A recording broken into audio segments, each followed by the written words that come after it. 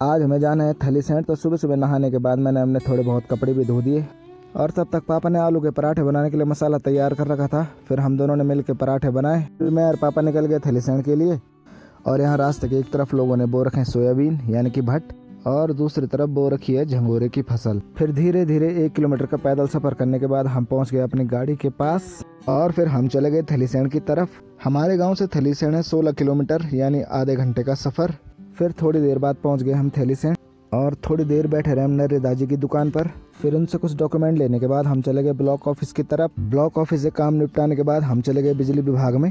बारिश की वजह से जो हमारे गांव में पोल टूटे हैं उनको ठीक करवाने के लिए हमने वहां पर प्रार्थना पत्र दिया और वहां से बाहर निकलते लग गई जोरदार बारिश, तो फिर हम थोड़ी देर वहीं रुक गए। और जैसे ही बारिश रुकी उसके बाद हम चले गए तहसील की तरफ। उसके बाद हमने ट्रेजरी में अपने आय व्यय पंजिका जमा करी और फिर 3:30 बजे हम घर की तरफ वापस आ गए। और आजकल बरसात में बहुत सारे झरने गिर रहे हैं, तो हम थोड़ी देर उनको देखने के लिए वहाँ पर रुक गए। और फिर शाम को 5 बजे पहुँच गए हम अपने गांव। थोड़ी देर बैठे रहे हम रवि भाई की दुकान पर। फिर थोड़ी देर बाद चल दिए घर की ओर और आधे रास्ते में पहुँचते ही फिर से लग गई बारिश। फिर रात को 8 बजे हमने किया डिनर और उसके बाद